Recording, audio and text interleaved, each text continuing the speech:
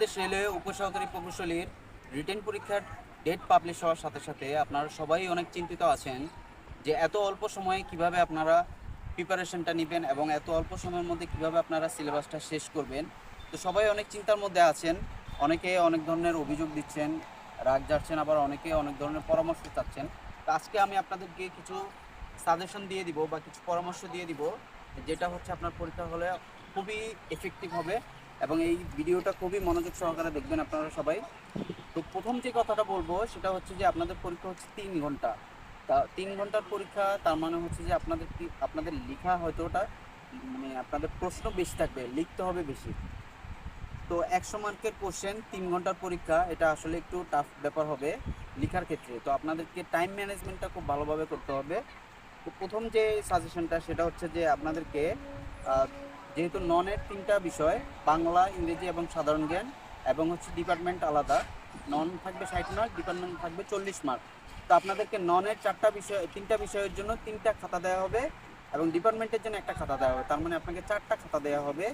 ভুলেও কেউ মানে আপনার বিষয়গুলো কিন্তু ওই খাতার উপরে লিখে ফেলতে হবে। ভুলেও কেউ এক বিষয়ের খাতার মধ্যে আরেক বিষয় লিখবেন না, মানে যেমন বাংলার মধ্যে আপনি ইংরেজি লিখবেন না, ইংরেজির মধ্যে বাংলা লিখবেন না, আবার ডিপার্টমেন্টের মধ্যে এসে নন ডিপার্টমেন্ট লিখবেন না।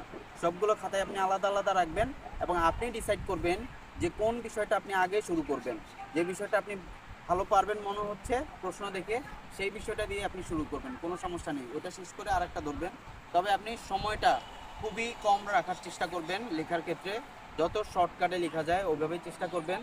বিশেষ করে নন ডিপার্টমেন্টে আপনারা 1 ঘন্টার মধ্যে লেখার চেষ্টা করবেন এবং ডিপার্টমেন্ট যে পার্টটা আছে 40 মার্ক, এটার উপরে সবাই গুরুত্ব বেশি দিবেন। এখন থেকে যারা প্রিপারেশন নিচ্ছেন, ননের পার্টটা যেটা হচ্ছে, এগুলো আপনারা আগে যা পড়ছেন প্রিলির জন্য সেখান থেকে আসবে। ডিপার্টমেন্টের পার্টটার উপরে আপনারা বেশি ফোকাস করবেন, কারণ ডিপার্টমেন্টেই আপনাকে নাম্বার ভালো তুলে আনতে হবে। যেহেতু এখানে নোটিশের মধ্যে বলেই দিয়েছে যে 30% মার্ক ডিপার্টমেন্ট থেকে পেতে হবে এবং সব মিলে মানে সামগ্রিকভাবে 45% পেতে হবে আপনাকে পাস করার জন্য, মানে উত্তীর্ণ হওয়ার জন্য মিনিমাম আপনাকে এই মার্কটা পেতে হবে। তো ডিপার্টমেন্টের ক্ষেত্রে আপনাকে 30% মার্ক কিন্তু নিয়ে আসতে হবে, কিন্তু ননের ক্ষেত্রে কিন্তু এই জিনিসটা বলে নাই, ঠিক আছে? তো আপনাকে কিন্তু 30% মার্ক পাওয়ার জন্য, তার মানে হচ্ছে 30% যেহেতু বলেই দিয়েছে 100 মার্কের মধ্যে, আপনাকে ডিপার্টমেন্টে বেশি ভালো করতে হবে। ডিপার্টমেন্টের যে 40 মার্ক আছে তার মধ্যে 25 মার্ক থাকবে হচ্ছে থিওরিটিক্যাল, 15 মার্ক থাকবে হচ্ছে ম্যাথমেটিক্যাল। তো থিওরি যে বিষয়গুলো আপনাদের ডিপার্টমেন্টের, আরেকটা বিষয় যে আপনারা অনেকেই চিন্তিত আছেন যে আমি তো সিভিলের, বা আমি কি ইলেকট্রিক্যালের, আমি কি পাওয়ারের পরীক্ষা দিব, বা আমি পাওয়ার, আমি কি মেকানিক্যালের পরীক্ষা দিব, কোশ্চেন কি ওভাবে হবে? এখানে নোটিশের মধ্যে খুব স্পষ্টভাবে 12টা টেকনোলজি তারা দিয়ে দিয়েছে। এই 12টা টেকনোলজিরই হচ্ছে কোশ্চেন হবে। এই 12টা টেকনোলজির মধ্যে যেটা আপনার টেকনোলজির মধ্যে পড়ে বা আপনার বিষয়ের ভিতরে পড়ে, আপনি সেইটার উপরেই প্রিপারেশন নেবেন, ঠিক আছে? এটা একদমই স্পষ্ট। এখন আপনার ডিপার্টমেন্টেরই কোশ্চেন হবে, আপনার অন্য কোনো ডিপার্টমেন্টের কোশ্চেন হবে না, এটা নিয়ে কনফিউশনের কোনো অপশনই নাই। 11টা ক্যাটাগরির মধ্যে তারা 12টা সাবজেক্ট উল্লেখ করে দিয়েছে, এই 12টা সাবজেক্টের মধ্যেই পরীক্ষা হবে, এই জিনিসটা মাথায় রাখবেন। আর পরীক্ষার দিন অবশ্যই একদম মিনিমাম আধা ঘন্টা আগে পরীক্ষার হলে পৌঁছানোর চেষ্টা করবেন, মিনিমাম আধ ঘন্টা আগে পরীক্ষার হলে পৌঁছানোর চেষ্টা করবেন। কেননা আপনার যে 4টা খাতা দিবে, এই 4টা খাতা আপনাকে মানে আপনার ইনফরমেশনগুলো ফিল আপ করার জন্য একটা মিনিমাম সময় লাগবে এবং ওখানে পরীক্ষা হল সব কিছু বোঝার একটা ব্যাপার আছে। আমার এই ভিডিওটা শুধুমাত্র তাদের জন্য যারা হচ্ছে প্রথমবার পিএসসির রিটেন পরীক্ষা দিতে যাবেন, তাদের জন্যই, ঠিক আছে? এরপরে আমরা আরেকটা বিষয় যদি দেখি, যারা হচ্ছে নতুন পরীক্ষার্থী, তারা বিশেষ করে আপনার যেই লিখিত পরীক্ষার খাতাগুলো দেওয়া হবে, সেখানে আপনার ইনফরমেশনগুলো খুবই সতর্কতার সাথে পূরণ করবেন। আপনি আপনার অ্যাডমিট কার্ড দেখে হচ্ছে ওই জিনিসগুলো পূরণ করবেন। আর যারা হচ্ছে প্রিলিতে কোয়ালিফাই করেছেন, আপনি প্রিলি পরীক্ষায় যেই অ্যাডমিট কার্ডটা নিয়ে গিয়েছিলেন, সেই অ্যাডমিট কার্ড নিয়েই হচ্ছে রিটেন পরীক্ষায় যাবেন। সেই অ্যাডমিট কার্ডের রোল অনুযায়ী বা রেজিস্ট্রেশন নম্বর অনুযায়ী আপনি আপনার কেন্দ্রে যাবেন। ভুলেও অন্য কেন্দ্রে যাবেন না বা অন্য রেজিস্ট্রেশন কার্ড নিয়ে, অন্য অ্যাডমিট কার্ড নিয়ে যাবেন না।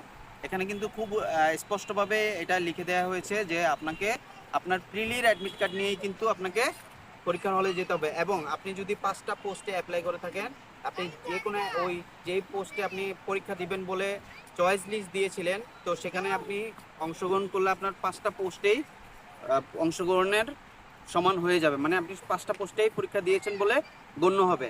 আরেকটা জিনিস যেটা যে ক্যালকুলেটর পরীক্ষার হলে সাধারণ ক্যালকুলেটর ব্যবহার করা যাবে, তবে সায়েন্টিফিক ক্যালকুলেটর ব্যবহার নিষিদ্ধ। এই কথাটা কিন্তু স্পষ্টভাবে বুঝে যাবেন আপনারা। আমরা অন্যান্য পরীক্ষায় যেমন বুয়েটের পরীক্ষায় আমরা দেখি যে প্রোগ্রামেবল ক্যালকুলেটর ব্যবহার করা নিষিদ্ধ থাকে। প্রোগ্রামেবল সায়েন্টিফিক ক্যালকুলেটর কিন্তু আমরা নিতে পারি, কিন্তু এখানে স্পষ্টভাবে লিখে দিয়েছে যে সাধারণ ক্যালকুলেটর নেওয়া যাবে, সায়েন্টিফিক ক্যালকুলেটর নেওয়া যাবে না। তার মানে আপনারা সায়েন্টিফিক যে ক্যালকুলেটর আছে ওগুলো নেবেন না, সাধারণ ক্যালকুলেটর নিয়ে যাবেন।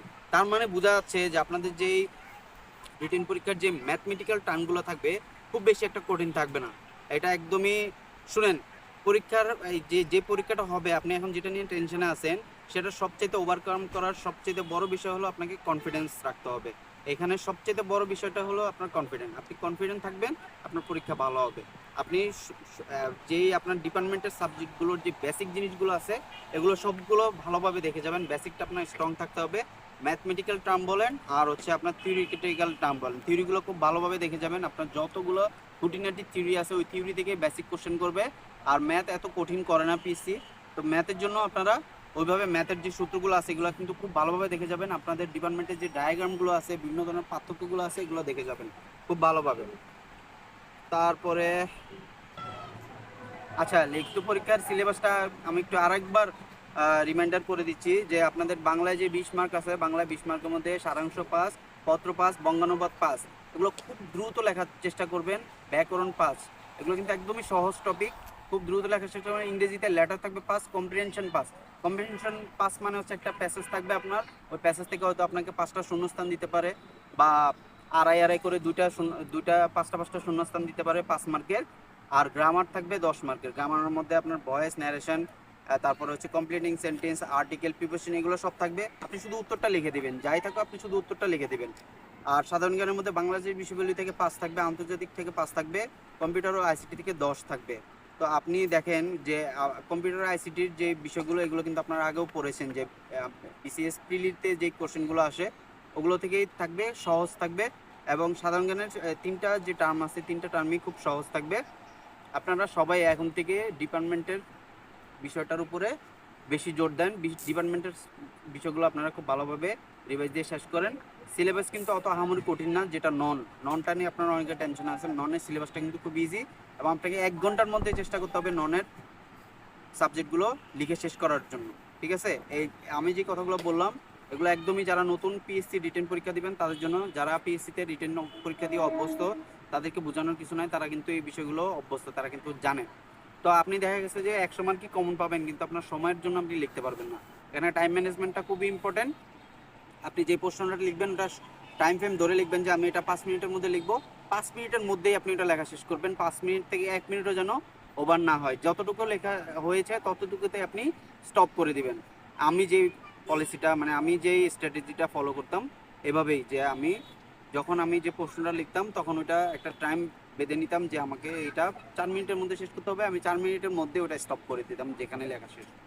তো এভাবে আপনারা টেনশন করার কিছু নাই, মানে চিন্তিত হওয়ার কিছু নাই এত। আপনারা হচ্ছে কনফিডেন্ট রাখবেন পরীক্ষার হলে যে আমি পারবো। 3 ঘন্টার পরীক্ষা, আপনারা খুবই ঠান্ডা মাথায় দিবেন। লেখার স্পিডটা একটু দ্রুত করার চেষ্টা করবেন। এখন যে সময়গুলো আছে আপনারা যা পড়াগুলো পড়বেন লিখে প্র্যাকটিস করে পড়ার চেষ্টা করবেন, যে লেখার স্পিডটা একটু বাড়ানোর চেষ্টা করবেন। সবার জন্য শুভকামনা রইল, সবাই দোয়া রাখবেন। আসসালামু আলাইকুম।